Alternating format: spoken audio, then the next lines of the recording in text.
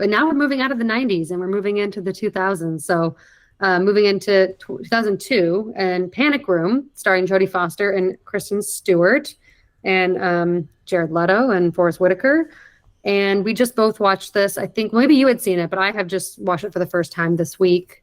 Yeah. And I thought it was really good. I think it's a little bit of an under the radar one for him. Doesn't have a lot of logs on Letterboxd in comparison to other films. It definitely doesn't seem like as many people have seen this one. Yeah. So what are your general thoughts on it? I really like Panic Room. I grew up with this movie. My mum loves this fucking movie. When it comes to my love for Jodie Foster, it was brought on by my mum. Like, my mum adores Jodie Foster. She just texted me before this, being like, just watch Nyad. Jodie Foster's awesome in it. I'm like, she's awesome in everything, Barbara. Her name's Barbara. I went into this rewatch knowing that I was going to enjoy it. It's a very simple film, which is good and kind of goes against it in terms of his filmography. But it just gives Jodie kind of reign to do whatever the fuck she wants, and she's a badass in this. Yeah.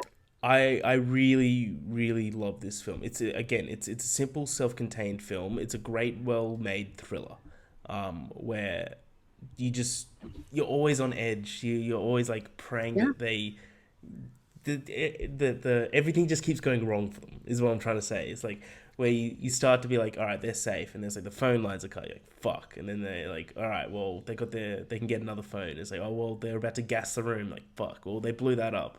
Oh well, they're gonna notify the other people. It's just like, when is it gonna stop and then being she's got horrible fucking for them? diabetes. You're like, fuck. She's like, oh, it's just rough. Yeah, I take back everything negative I ever said about Kristen Stewart. Now that I've seen her in a lot more, She's and great. especially like this movie when she's young, she is a great actress. Jodie Foster carries for sure. Like Oh, yeah. she led this movie.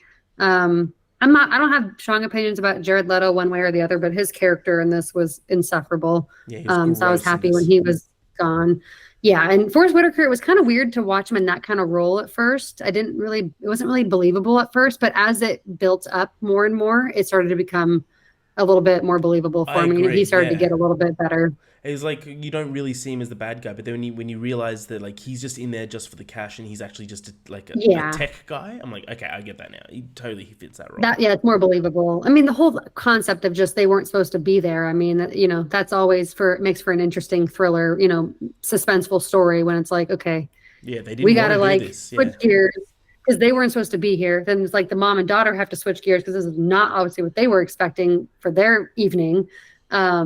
And it all just kind of is like just so chaotic, but engaging at the same time. There was a couple parts where it started to, kind of slow down for me. And I was like, okay, is this almost over? Like just a couple times. So no, for for that sure. reason, I did lower my score a little bit. But overall, I thought it was really fantastic. And I would watch it again. Yeah, it's great. It's a great movie. The opening shot I think is one of the best shots in Finch's filmography, where it's just one panning shot of tracing Forrest Whitaker outside the house as he keeps trying to get in. He goes to the door and it's locked. Goes to the window, it's locked. He Hmm. goes around the side and everything's locked. Goes up onto the roof and you're like, this is great.